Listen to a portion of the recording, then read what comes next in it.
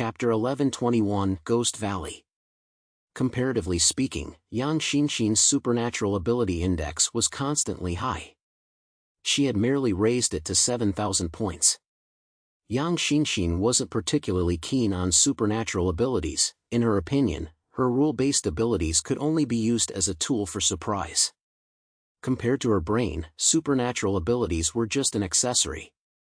However, Lu Karen, due to absorbing a small portion of the Sky Dragon King's origin, along with the power of the Source Elf that she had absorbed earlier, allowed her supernatural ability index to skyrocket all the way up, directly coming to 9,000 points of supernatural ability index. This was, after all, the object that Zhang Yi had focused on cultivating. Lu Karen had mastered the ability of turning stones into gold, alchemy, and strengthened the weapons of everyone in the shelter, then began to work on strengthening the entire shelter. Once she was allowed to accomplish this, coupled with the large number of heavy weapon devices that Zhang Yi had begged from Blizzard City, by then, the shelter would be made into a huge Tianhai City fortress. Even if one encountered a normal Epsilon-level mutant, as long as they didn't have an ability that was too exceptional, they would be able to withstand it for a while. However, amongst the entire shelter, the one whose strength had risen the fastest was not Lu Karen. Rather, it was Liang Yu. As the topmost clan-level martial artist in Huashu Kingdom, her talent was incomparably strong, even to the point that Zhang Yi had to suppress the speed of her growth a bit to avoid being difficult to restrain. However, after absorbing a portion of the Source Elf, her strength soared all the way up, quickly coming to a height of 9,500 points. Of course, this was also because Zhang Yi had once given her a vice-captain level origin, Tsukamoto Nobunaga from Eclipse Moon. And later on, when allocating the Source Elves, he had also focused on her. But this kind of speed was truly a bit terrifying. Yang Xinxin gave an explanation for this. There's nothing surprising about this. No matter what the field was, in the beginning stages, the gap between geniuses and ordinary people might not be highlighted. Perhaps geniuses will only be stronger than ordinary people by a limited degree. But the further one goes, the more obvious the importance of talent becomes. Decades of practicing martial arts was her best cornerstone. That's why even a small increase in her supernatural ability will reward her battle power, or supernatural ability index, several times over. Zhang Yi thought deeply. This is the benefit of having a strong base attribute Ah. If placed inside a card drawing game, Liang Yu would have to be at least an orange card, and it would still be the full life kind. Zhang Yi was a little envious, but there was nothing to be jealous of. He couldn't eat all the pain Liang Yu had suffered. But someone seemed to have forgotten one thing as well. How was his rate of advancement not far ahead compared to Cardalus and Black Tortoise, who had been cultivated by the entire force with great care? In addition to the shelter here, the three major bases were also alerted because of the previous Sky Dragon King invasion. They began to actively prepare supplies, train diligently, and work hard to improve their strength to deal with disasters. Everything was a scene of Xinxin. Even in the green bamboo base, a young couple gave birth to a baby despite the cold. This was a miracle of life, a hope for the continuation of human civilization. Xing Tian thought it was a joyous event and told Zhang Yi about it. After hearing this, Zhang Yi simply told Xing Tian, there is nothing wrong with them giving birth. For the sustainable development of the base, the next generation is always needed. But pay attention to controlling the population, otherwise relying on your base's little supplies alone. If you liberalize procreation, you will definitely bring yourself huge troubles. Xing Tian was reminded by Zhang Yi in this way, and was instantly on guard as well. That's true, if everyone goes in as children, without a decade or 8 years, small children can't grow up to be able to labor and will only consume food for nothing. It seems that the matter of procreation must also be properly controlled. Zhang Yi ended his call with Xing Tian, and after thinking about it, he contacted Lu Dehai and Xiao Honglian again. He asked the duo to pay attention to the situation, and if there were young couples or lovers within the base, pay attention to controlling their procreation. The environment was harsh, and even if they wanted to have the next generation, they had to plan properly to avoid causing too much of a burden on the base. Xiao Honglian, as a woman, had already made the arrangements and said to Zhang Yi with a smile, "Don't worry, this is an issue that our base manages very strictly." And at a time like this, not many people have the courage to still have the time and energy to conceive. Lu Dehai was also saying to Zhang Yi, "Everyone has to be busy laboring every day, and it's already not easy to take care of themselves. I'm afraid there was no extra energy to take care of a child. But boss, you're right to remind us that we have to think about the future. I will emphasize this issue in the base." Zhang Yi nodded. He suddenly felt that the society was recovering, and even though the weather was still cold, the small number of people who survived could still be strong. Just like the Eskimos, they found a whole new set of ways to survive in the midst of the cold. The northern border of Huashu Kingdom. The further north you go, the colder the weather gets, and compared to Tianhai City in the south, most of the Xinjiang region is shrouded in biting winds and snow all year round. Even mutants with stronger cold resistance rarely dared to bear the cold of the north. The Qinling mountain range, a mountain range that spanned across the northern lands of Huashu Kingdom, was already covered in silver at this time, snaking across the vast expanse of land. The north wind was howling and the snowflakes were like swords. If the wind and snow at this temperature were to blow on a person's face, it would quickly cause the body's tissues to freeze, making it even more painful than a knife cutting flesh.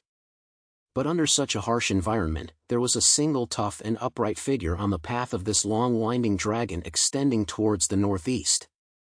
3 steps a post, 5 steps a whistle. Soldiers dressed in green cold-proof uniforms held guns in their hands, standing like ice sculptures on the necessary path leading out of the Qinling mountains. Rumble, rumble, rumble, dap, dap, dap. A rough roar came from the mountains, and along the Black Railroad, a train slowly drove out of the valley towards the nearest Snow Dragon City.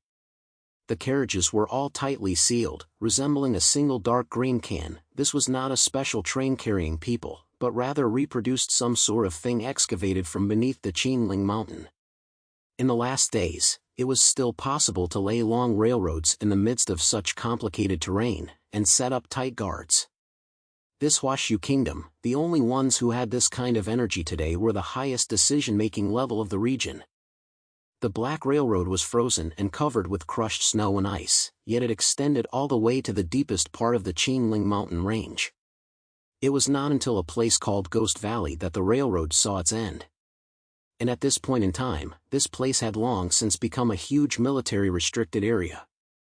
The dozens of soldiers with loaded guns before the valley, the dozen-meter-high barriers built of reinforced concrete, and the tens of centimeters of caliber machine guns vaguely sticking out of the firing ports, or the hundreds of patrolling guards made up of the most elite soldiers of the Xinjiang region Dragon's Roar Guardians, that were seamlessly connected to the nearby roads, were all reminding anyone wanting to get close to this place that this place is extremely important and dangerous. Chapter 11:22 Mines. Ghost Valley. It was not originally a valley that existed in the Qinling Mountains. Rather, it was a deep valley that was revealed after the end of the world when the earth suddenly crumbled. After it was discovered by the Xinjiang region, it was artificially expanded to become larger and deeper. Nowadays, it was no longer the open-air valley from before, but a mysterious area covered by a huge cover. Entering the valley from the entrance, the place was surprisingly bright and warm, and it had already been covered with modern facilities. However, in the center of the valley, the pit that was as huge as the devil's eyes seemed to be able to swallow everything in the world. But the miners here seemed to have gotten used to everything. They carried mining lamps in their hands and took the elevator to enter the pit. The caliber of the huge pit was several kilometers, and even if they used the biggest searchlights to shine into it, they could not see the bottom. There was no telling how deep it was, as if it reached the underworld. Even the most seasoned miners needed to take a deep breath to calm themselves down when they went down. And there were surprisingly thousands of such miners in Ghost Valley. They went down like ants carrying tools and oxygen bottles. There were hundreds of elevators, with people going down here and coming up there. They carried a huge special pocket with them, and when they came up, in the darkness, the pocket emitted a special blue light. And immediately someone from the side of the cave came and picked up the ore they had excavated and placed it on the assembly line. In the end, all of these ores would be transported by train to Snow Dragon City, and after a series of processing, they would eventually be supplied to the headquarters of the Xinjiang region, Xinjiang City. The miners here had long since become numb. They were like ants laboring daily. Because this was the only value they had left, otherwise they wouldn't be able to get food and stay alive at all. The people who were sent here were all ordinary people who were tested to have no supernatural awakening talent. Professional miners were almost non-existent, and their task was to descend into those unknown depths with their own lives, and then cut this rare glowing ore from the massive walls. Almost every day, someone would go insane in fear of the abyss, or someone would lose their footing and fall to their death. But there wasn't anyone who cared about that, because it was clear to anyone who came here that they would either die under the cold, biting snowstorms of the outside world, or sooner or later, they would die in the middle of the horrible abyss. Living like dogs. The only thing they lived for was living itself, nothing more. Around this huge pit, there was no lack of loaded dragon's roar guardians, who indifferently watched everything in front of them. Any miner who entertained thoughts of resistance would be shot to death by them. And this kind of lunatic would appear from time to time. But just killing one would always lengthen the cycle of such lunatics appearing a bit. Thousands of meters deep under the earth, bleak, tens of thousands of meters long, the walls of the deep pit, an ant-like miner holding a chisel in his hand, digging hard into the pearl-like inlaid ores on the walls. A young miner with a thin face and numb eyes chiseled down a piece of ore. He stared blankly at the large chunk of ore emitting light blue light in his hand and thought in his heart, this was probably some kind of strong radiation ore. Maybe I won't die in the middle of the abyss, but will be radiated by it, leading to a miserable death by turning into a monster. Just at this time, it was as if an oozing cry rang out in his ears. Hiss click, the instinct to survive brought him fear of the unknown, and the miner looked around in panic. But there was only darkness around him, and he was only able to determine the location of the miner, who was as small as he was, by the little bit of bright light in the distance. Hiss click dash ... The sound was closer this time. The miner swallowed, the fear in his eyes growing stronger. Was something there? Soon he heard something else. It was the clack clack clack of something stuck in the wall. He realized that something was approaching fast. Extreme fear caused him to violently remove the miner's lamp from his head and shine it into the endless abyss beneath him. Shit! Get the hell out of here! Extreme fear brought about extreme anger, and he summoned up enough courage to roar. However, when he got a clear look at the thing, extreme fear once again overpowered his anger. On the wall of the abyss, a 7 or 8 meter long bug was stuck to the wall and was raising its head to look at him in death. It was a giant centipede-shaped monster with hundreds of long and thick limbs and feet picking at the wall, while its head had a long and thin mouth. It had no eyes, but the young miner always felt that it was looking at him. Aiawa! The young miner yelled out in fear as he desperately tried to signal those above him. Pull me up, pull me up! There's a monster here! Before the words fell, the giant centipede had already rushed over, its slender mouth opening up like the petals of a flower and turning into 4 petals, each of which had sharp barb-like teeth growing above it. The elevator's rise and fall was controlled by the people above, and the miners weren't allowed to go up at all if they didn't pick enough ore. At this time, the little leader in charge of controlling the elevator was sitting in the white aluminum hut, crossing his legs, blowing on the oiling, and holding a novel in his hands in a leisurely manner. This kind of work from the old days had instead become a rare form of entertainment for the bottom feeders in these times of energy stress. Suddenly, the miners' cries for help came from the intercom of the number 58 miners' machine.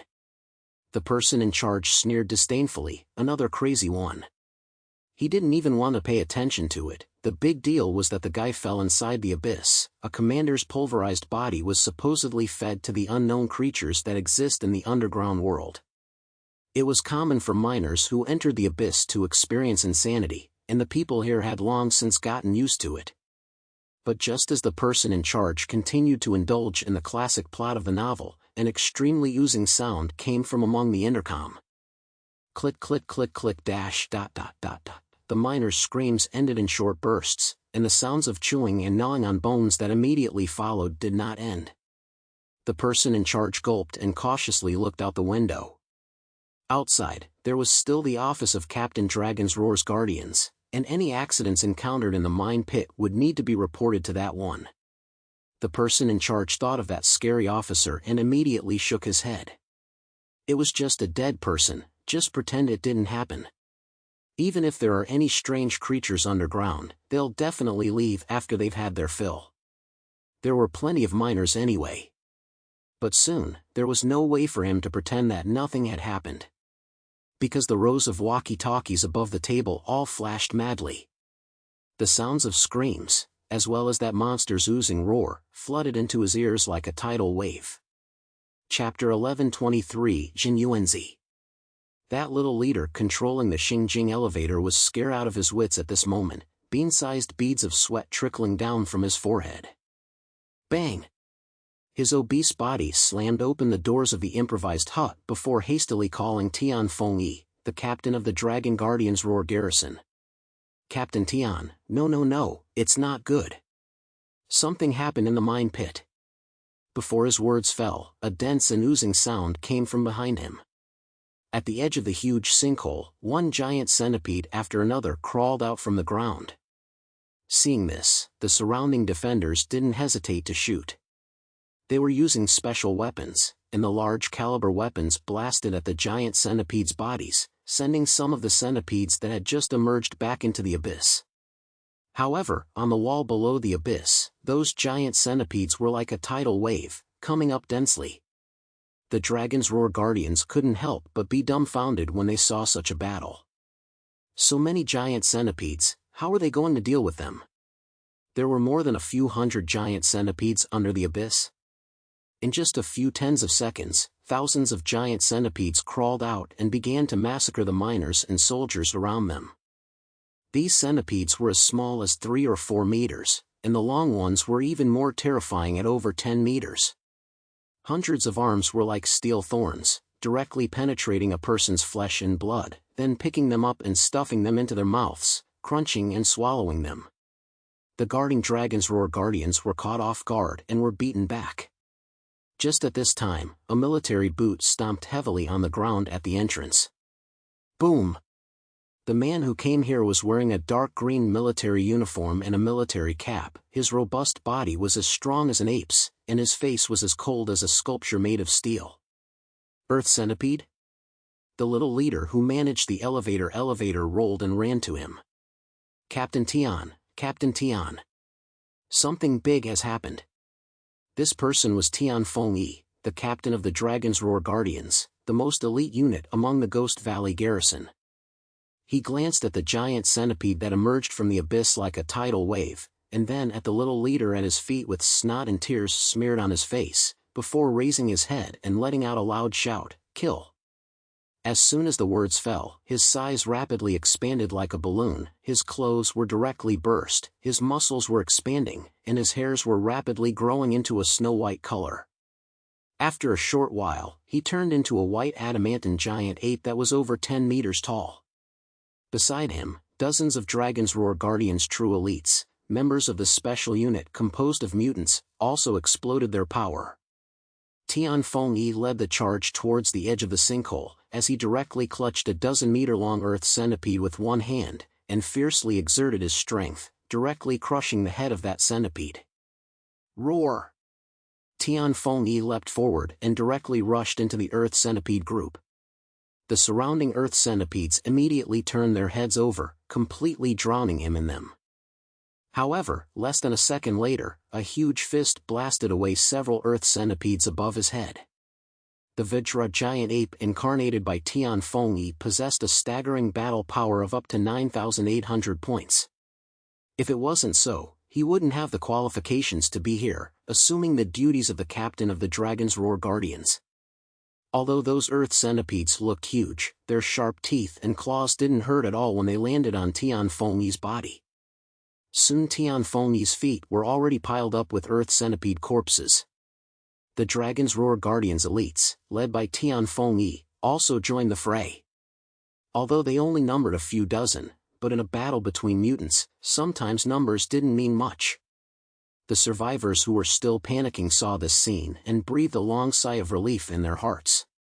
It was only when death came that they realized that living was not so bad. Tian Fengyi, facing the steady stream of earth centipedes emerging from the middle of the abyss, frowned and said in a muffled voice, "This thing will occasionally appear once or twice, but why are so many emerging today?" He walked to the edge of the abyss in large strides, then opened his bloody mouth to the abyss and let out a roar with force. Roar! The sound shook the surrounding people to the point that they had to plug their ears, and many buildings were shattered. And the thousands of earth centipedes that were still climbing upwards below the abyss were directly shaken down below the abyss. Humph! It's just a bug. Tian Fengyi turned around and walked back, while arranging the mutants under him. Seal the mine temporarily. Something abnormal has happened here, don't let anyone go down there in the short term. I'll report this to the town guardian lord, and he'll make up his mind. The people nodded their heads in agreement, and were also secretly wondering what had happened in the middle of this mine pit to cause the bizarre creatures that originally only existed deep underground to suddenly riot. And just as Tian Fengyi was about to leave, behind him, an extremely terrifying aura suddenly erupted from the abyss, instantly enveloping him. Tian Fengyi's body was like being frozen, standing stagnantly in place, his original heroic aura completely disappeared. A layer of white-haired sweat rose all over his body. Quickly go! Quickly go! Quickly go! Quickly go! Tian Fengyi inwardly shouted this to his legs, because at this moment, he unexpectedly couldn't move his legs due to his body's instinctive fear. Tian Fengyi is still like this, not to mention other people. The entire pit around the great thousands of people, where that suddenly appeared the behemoth dragged into the extreme panic. From the middle of the huge abyss, poking out half of a huge body, it was an earth centipede that exuded a ghostly black aura, just the exposed head was 7 or 8 meters long. According to this proportion, its body in the middle of the abyss had to be at least 100 or 200 meters long. That was no longer a biological category that humans could comprehend. Even the largest creature known to man was like a toy in front of it. Huge, terrifying, and hopelessly powerful. Epsilon. Tian Fengyi spat out these words from his mouth with difficulty. While the behemoth that seemed to have stepped out of a mythical world, its eyes fell on him. A delicious food. For some reason, Tian Fengyi seemed to be able to detect what the other party was thinking. A mutant with 9,800 points in its ability index was just a plate of delicious food in front of it. Everyone fell into utter despair. From the moment the creature appeared, they were unable to generate a sense of resistance from the depths of their souls. Perhaps accepting death calmly was the best ending. Just at this time, a voice suddenly came from the distance. The bizarre creatures that have been making trouble under the Qinling mountain range have finally shown their true colors? On top of the snowy mountains, a man in heavy armor stood with his feet on a boulder in the middle of the wind and snow. A bright yellow heavy armor, with a sense of dissonance that was contrary to the times, was worn on his body, but it gave people an incomparably solid and immovable feeling like a mountain. And his appearance brought hope to everyone. "Lord Zhenzhou!" Tian Fengyi cried out. The person who had come was the underlying figure that the Xinjiang region had sent to the Qinling mountain. The Ghost Valley's Xingardian ambassador, Zhen Yuanzi, Zhong Yue. Chapter 1124 Centipede Queen. When that huge black earth centipede appeared, everyone's hearts were in utter despair. But Zhong Yue's appearance was like a sun that brought them light. Sensing Zhong Yue's aura, the black earth centipede queen immediately gave up on Tian Fengyi in front of her and tilted her head to look at him. Zhong Yue's eyes flashed with a cautious light, and beneath his feet, the mountain range suddenly emitted a loud rumbling sound. The motionless mountains suddenly moved under his feet, extending towards the front like a giant dragon. The earth flowed like a river and stream, surrounding his feet and turning into a peak, a ladder that stretched forward. "I come with mountains." Zhong Yue launched his right palm towards the centipede queen, and the mountain under his feet pressed directly towards the top of the insect mother's head. Kalala dash the centipede queen's cry was very bizarre, as if there were stones trembling in a wooden box. In the face of the suppressed mountain, it didn't dodge, but opened its bloody mouth and crashed directly into it. The mountain crumbled, Zhongyue flew out backwards, and new earth and stone steps quickly surfaced under his feet to catch his body. Debris flew all over the sky, many people couldn't escape in time to be smashed to death. Tian Fengyi hurriedly shouted for everyone to flee immediately. Zhongyue half-kneeled on top of the earth and rocks and folded his hands. The earth tumbles. Most of Centipede Queen's body was still in the middle of the heavenly abyss at this moment, but at this moment, the surrounding stone walls suddenly arched and rapidly squeezed towards it. Zhongyue leapt up, and yellow light coalesced on top of his armor, and a large number of boulders quickly attached themselves to his armor as if they were attracted to something. Within a few moments, Zhongyue transformed into an even more gigantic earth and stone giant than Centipede Queen, waving his two fists towards the bug mother and smashing it fiercely. Boom! The giant collided with the Centipede Queen and sank directly into the middle of the abyss, while the stone walls on both sides was rapidly closing in, sealing it completely. The originally huge sinkhole was unexpectedly completely blocked by Zhongyue's ability. Tian Fengyi fought to call out with his loudspeaker, "Everyone retreat immediately! Get out of here, non-combatants leave by train, hurry, hurry, hurry!" He knew that the Epsilon-level battle would not end so easily. The great battle between Zhongyue and Centipede Queen would continue, and ordinary people would surely die if they stayed nearby. Only they, the mutants, were able to watch from a distance, but only to wait to receive Zhongyue, and were not qualified to directly participate in the battle. Under the abyss, Zhongyue and the Centipede Queen engaged in the most terrifying close combat. The passageway behind them was closed off by Zhongyue in order to not allow the battle to spread to others. Otherwise, the entire Ghost Valley might be affected by the battle. The stone giant's fist fiercely bombarded the Centipede Queen's body, and the Centipede Queen utilized the flexibility of its body to strangle the stone giant. It opened its huge mouth and aimed at the stone giant's head. A black energy wave formed instantly before directly collapsing half of the head that the boulder had coalesced into. However, Zhongyue's real body wasn't here at all, as he ripped the body of the Centipede Queen with both hands and tore it up with all his might, and the battle between one person and one bug resumed its most primitive form. In the abyss, there was a roar. Zhongyue and Centipede Queen's power was terrifyingly strong, and the power that erupted from each strike formed a terrifying shockwave. If it wasn't for the fact that this abyss was truly huge enough, it wouldn't have been able to accommodate the duo's battle. While they fought, they still had to climb on the stone wall of the abyss, or else they would fall into the infinite abyss below, and even the strongest physique would be reduced to mush. Kalala, Centipede Queen opened that unsightly four-petaled mouth and violently sprayed a dark green liquid towards Zhongyue's giant body. After this liquid landed on the giant stone armor on Zhongyue's body instantly melted away. In less than a moment, Zhongyue's giant form was already beaten to pieces. With a forceful shake, the boulders around his body burst apart and shot towards the Centipede Queen like a cannonball. The Centipede Queen's gigantic body climbed up the cliff wall, facing Zhongyue's attack, its body twisted in a malicious gesture, all the flying debris bounced away. The surface of its body was an incomparably hard shell.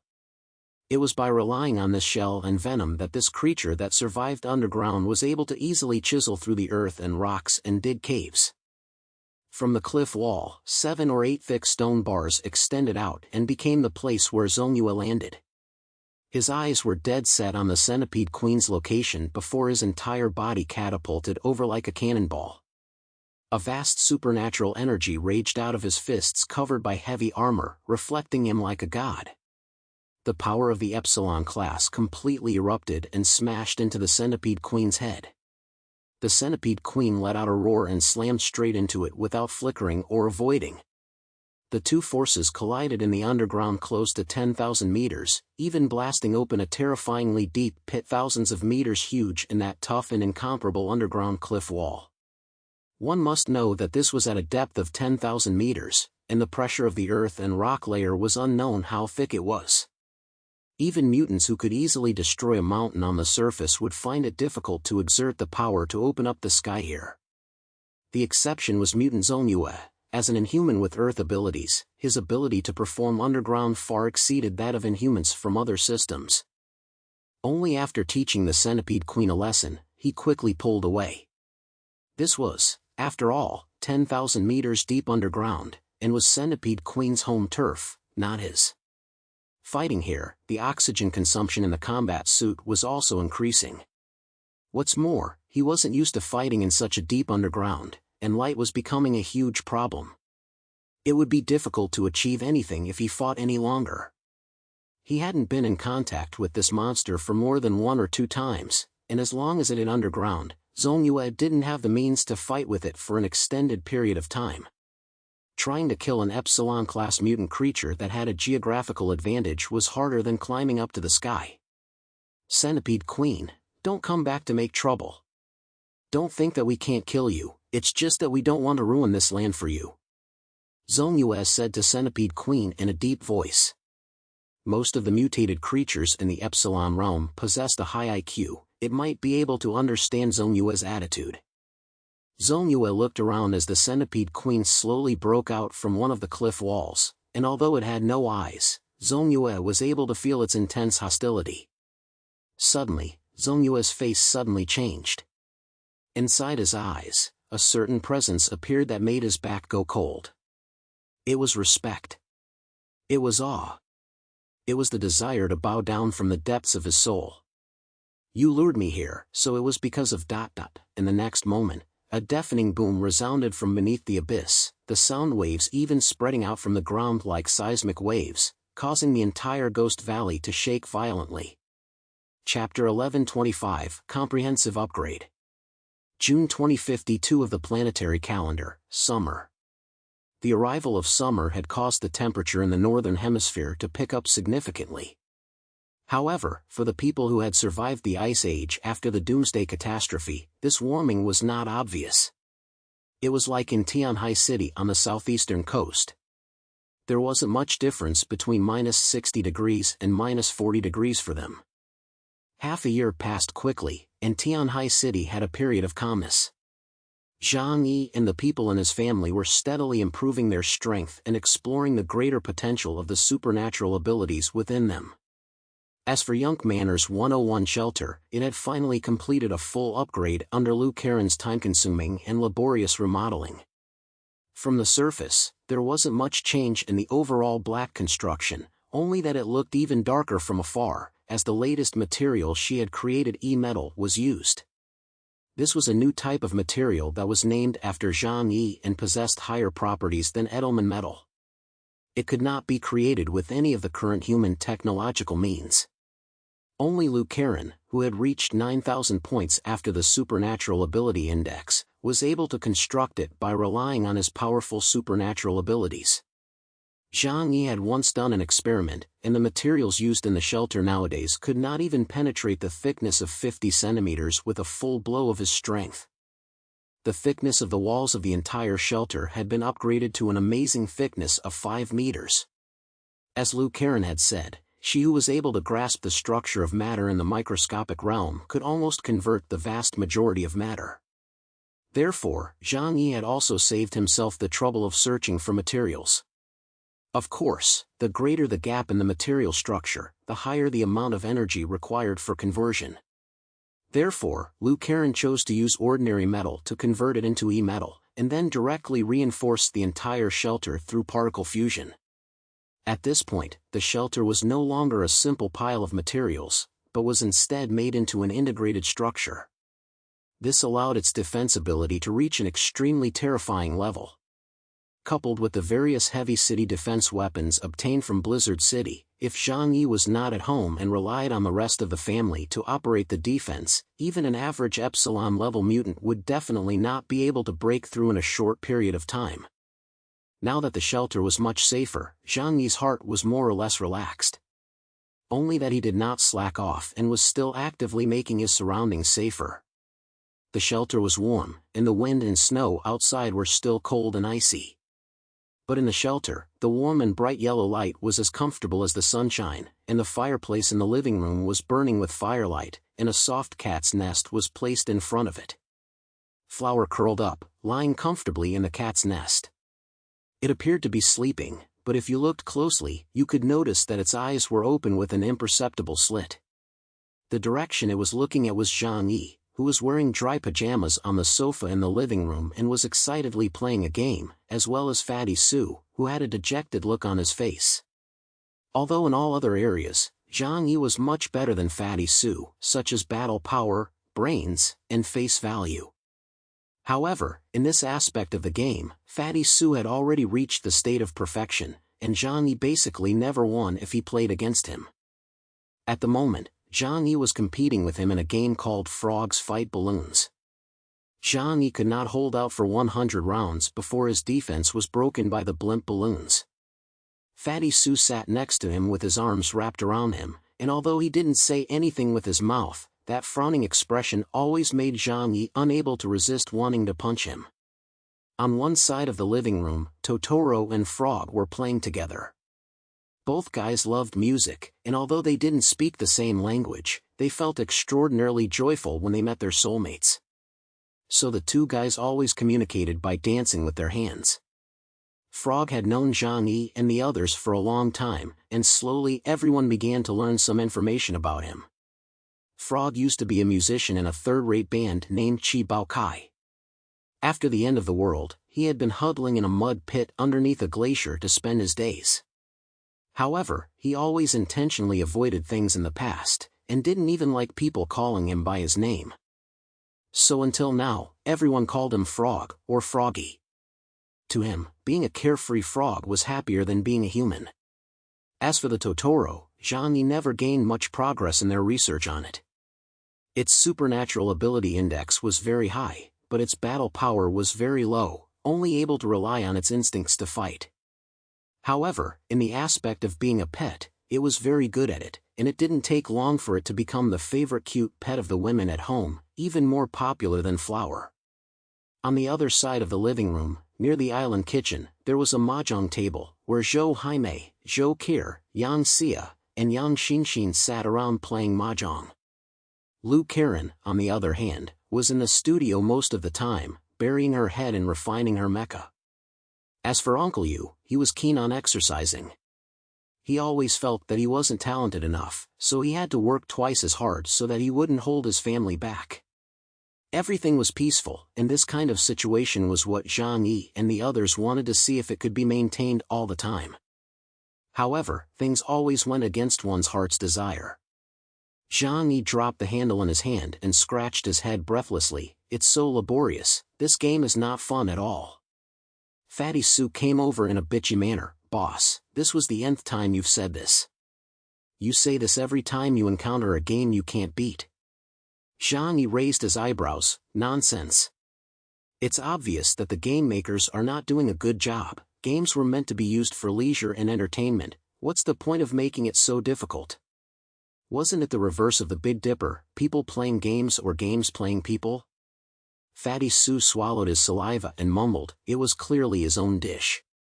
Zhang Yi nonchalantly stretched out his big foot and kicked his obese body down on the sofa. No more playing. This crap game is so meaningless. Zhang Yi turned off the game neatly with his hands and feet, and then opened up Plants vs. Zombies, which he had never lost. Fatty Sue simply lay down on the huge sofa and scratched his head. Speaking of which, Tianhai City has been so quiet lately. That's right, there's not much news from Blizzard City's side either, so it's no wonder. When Zhang Yi heard this, he gave him a deep look. Don't you crow your mouth. You've had enough of living happily ever after, right? Had to ask for trouble. Fatty Sue laughed out loud. I'm just saying it off the top of my head, it's not true. As soon as his words fell, a ding-dong sound suddenly came from the communicator Zhang Yi had placed beside him. Fatty Sue's smile stagnated on his face, and Zhang Yi silently picked up the communicator before giving Fatty Sue a fierce look. Zhu Zheng. None of my business, boss. Fatty Sue's cold sweat was coming down, and he hurriedly gently slapped his own mouth twice, thinking, it can't be such a coincidence, right? Zhang Yi looked at the communicator in his hand, but fell into deep thought. Because at a time like now, once he needed to be contacted about something, it must not be a small matter.